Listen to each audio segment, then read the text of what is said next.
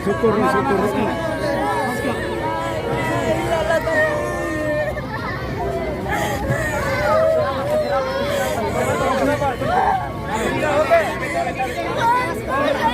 Kejadiannya pada pukul 09.00 adanya kecelakaan kapal.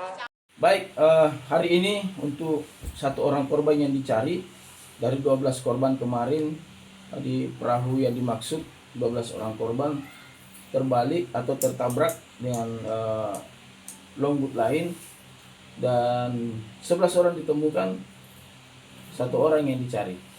Dan alhamdulillah yang dicari atas nama Alu ini umur 50 tahun.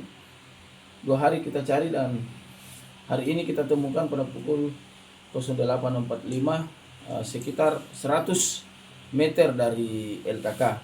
Korban atas nama Alwi almarhum langsung kita evakuasi ke rumah duka.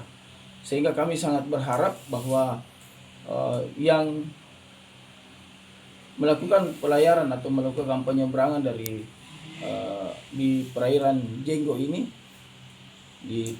dipangkep harus berhati-hati dan memperhatikan safety, memperhatikan keselamatan sehingga hal ini tidak terjadi lagi di dalam pelaksanaan kegiatan penyeberangan dari satu pulau ke pasar utamanya di Pangkep ini.